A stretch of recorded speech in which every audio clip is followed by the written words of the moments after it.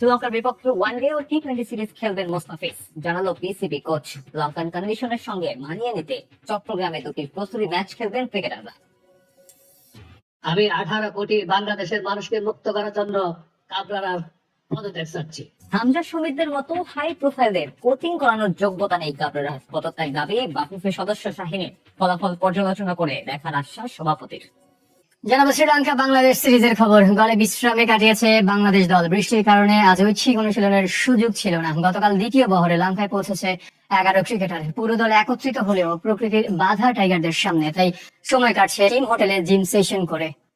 শ্রীলঙ্কার বিপক্ষে 2টি টেস্ট আর 3টি করে ওয়ানডে ও টি-20 খেলবে টিম বাংলাদেশ। 17 জুন গল টেস্ট দিয়ে শুরু হবে মাসব্যাপী এই সফর। এদিকে মিরপুরে চলছে সাদা বলের প্রস্তুতি। শ্রীলঙ্কার ভিন্ন ভিন্ন কন্ডিশনের সাথে মানিয়ে নিতে 20 জুন চট্টগ্রামে যাবে ওয়ানডে ও টি-20 ক্রিকেটাররা। 23 ও 25 জুন খেলবে দুটি প্রস্তুতি ম্যাচ। দেশের জার্সিতে প্রত্যাশার চাপ নিতে পারেননি রিশাদ, তাই ব্যাক টু ব্যাক সিরিজে ব্যর্থ এই লেগ স্পিনার। তবে লঙ্কা সফরে আরো পরিণত রিশাদকে দেখা যাবে, প্রত্যাশা বিসিবি কোচ মিজানুর রহমানের। পিএসএল এর অন্যতম সেরা পারফর্মার রিশাদ হোসেন, অথচ জাতীয় দলের জার্সি গায়ে দিতেই বদলে গেলেন এই লেগ স্পিনার। আরব আমিরাত আর পাকিস্তানের বিপক্ষে যেন বড্ড অচেনা রিশাদ হোসেন। বিসিবি কোচ মিজানুর রহমান মনে করেন প্রত্যাশার চাপ নিতে পারেনি এই রিস্ক স্পিনার। দায়িত্ববোধ বেশি ছিল বোধহয়, সেই জায়গা থেকে হয়তো ওই চাপটা সে নিতে পারে নাই, বা বেশি আমাকে অনেক কিছু করতে হবে, ওই ওই এক্সট্রা যে একটা প্রেশার সেটা হয়তো তার পারফরমেন্সে কিছুটা ক্ষতি করেছে। তানজিম সাকিবের বোলিং ও প্রশ্নবিদ্ধ। ডেথ ওভারে ইয়র্কার করার সক্ষমতা নিজেই দাবি করেছেন একাধিকবার। অথচ আরব আমিরাতের মতো তুলনামূলক দুর্বল দল সাকিবকে পাড়ার বোলার বানিয়ে ফিটিয়েছে। যদিও পাকিস্তানের বিপক্ষে একটি হাফ সেঞ্চুরি করে নজর কেড়েছেন তিনি। অলরাউন্ডার হবার রসদ থাকলেও বোলিংটাকেই প্রাধান্য দেবার পরামর্শ মিজানুর রহমানের। ব্যাটিং করার কোয়ালিটি আমরা দেখতে পাচ্ছি এবং সেও অনুধাবন করতে পারছে। সো এটা একটা ভালো সাইন আমাদের জন্য, বাট ফার্স্ট স্কিল তাকে মিট করতে হবে। টেস্ট ক্রিকেটাররা লঙ্কায় আর মিরপুরে সাদা বলের ক্রিকেটাররা। ওয়ানডে ও টি-20 প্রস্তুতি হোম অফ ক্রিকেটেই সারছেন তাওহিদ হৃদয়, শেখ মেহেদী, মুস্তাফিজুর রহমানরা। হেড কোচ ফিল সিমন্সের প্রেসক্রিপশন অনুযায়ী অনুশীলন করাচ্ছেন বিসিবি কোচ মিজানুর রহমান। দ্বীপ দেশটিতে ব্যাটিং উইকেটে খেলতে হবে টাইগারদের, তাই প্রস্তুতির অংশ হিসেবে 20 জুন চট্টগ্রামে যাবে সীমিত ওভারের ক্রিকেটাররা। দুটি প্রস্তুতি ম্যাচও খেলবে বন্দর নগরীতে। তো আমরা সেকেন্ড উইকে চিটাগং যাব, ওইখানে আমরা 2টা প্র্যাকটিস ম্যাচ খেলবো, পাশাপাশি 2টা প্র্যাকটিস সেশনও থাকবে এবং আন্ডার লাইটে প্র্যাকটিস করার চেষ্টা করবো, এবং আন্ডার লাইটে আমাদের 2টা প্র্যাকটিস ম্যাচ থাকবে।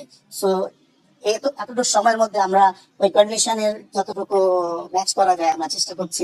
আনন্দের ইনজুরির কারণে পাকিস্তান সিরিজ মিস করলেও শ্রীলঙ্কা সফরের জন্য শতভাগ fit Mustafizur Rahman.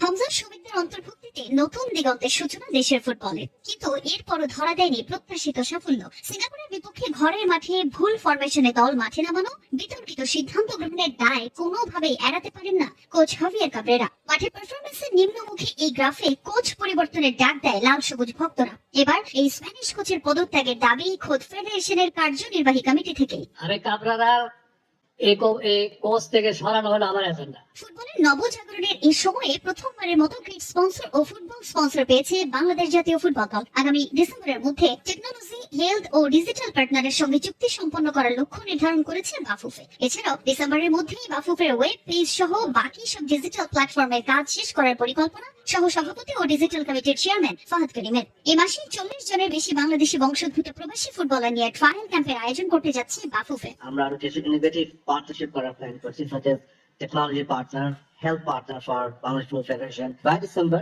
we will have inshallah an interactive, up-to-date web page. আমরা আমাদের players profiling শুরু করছি with the help of technical department. We will be looking forward to have 1 or 2 digital partners for Bangladesh Football Federation. 40+ ছেলেরা আলহামদুলিল্লাহ ওরা আসবে।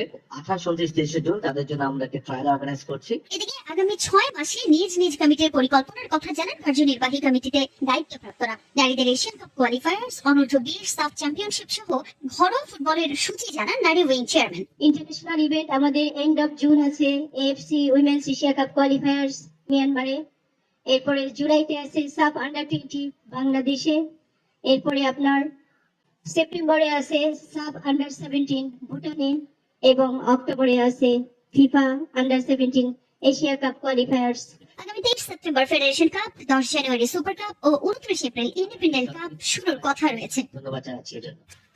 নতুন রাজা পেল ক্রিকেটের পরিণতি ফরম্যাট। ইতিহাস করে মাত্র 3.5 দিনেই টেস্ট চ্যাম্পিয়নশিপের শিরোপা ঘরে তুলল দক্ষিণ আফ্রিকা। শিরোপার মঞ্চে অস্ট্রেলিয়াকে 5 উইকেটে হারিয়ে প্রথমবারের মতো টেস্ট ক্রিকেটের সবচেয়ে মর্যাদাপূর্ণ মঞ্চে জয়ের হাসি হাসল প্রোটিয়ারা। সেই সাথে মার্ক রামের অসাধারণ ব্যাটিং নৈপুণ্যে কেটেছে দীর্ঘ 27 বছরের আক্ষেপ। শেষ কবে শিরোপা জয়ের স্বাদ পেয়েছিল দক্ষিণ আফ্রিকা সেটা হয়তো মনে করতে পারবেন না অনেক ক্রিকেট ভক্ত। 1998 সালে ঢাকায় নকআউট বিশ্বকাপটাই শেষ। এরপর পেরিয়েছে 27টা বসন্ত, প্রোটিয়ারা ট্রফি জিততে পারেনি, কপালে জুটেছে চোকার তকমা। তাই তো সাদা পোশাকের বনেদি ক্রিকেটের এই শিরোপা জয় বিশেষ কিছু, অন্যরকম সাউথ আফ্রিকার জন্য। ক্রিকেটের তীর্থভূমি লর্ডসে মাইটি অস্ট্রেলিয়াকে 5 উইকেটে হারিয়ে টেম বাবাগোমাদের 5 উইকেটের জয়। 2025-এর টেস্ট চ্যাম্পিয়নশিপের মসনদে দক্ষিণ আফ্রিকা।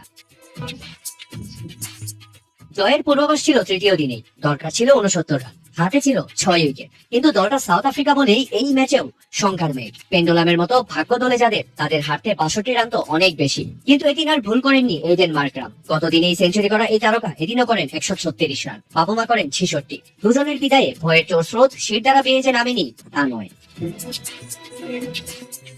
তবে এদিন আর ক্রিকেট বিধাতা কাদায়নি প্রোটিয়াদের। ডেল স্টেইন স্মিথদের প্রজন্ম যা করতে পারেনি তাই করে দেখালেন বাবুমা মার্করামরা। প্রথম দুদিনই যেখানে পড়েছিল 28 উইকেট, সেখানে মাটি কামড়ে দুজনের প্রতীক্ষার অবসান ঘটালেন। 27 বছর পর আবারও আইসিসির কোন টুর্নামেন্টে শিরোপা উঁচিয়ে ধরল সাউথ আফ্রিকা। দীর্ঘ 27 বছরের অপেক্ষার অবসান ঘটিয়ে অবশেষে আইসিসির বড় কোনো টুর্নামেন্টে শিরোপার স্বাদ পেল দক্ষিণ আফ্রিকা।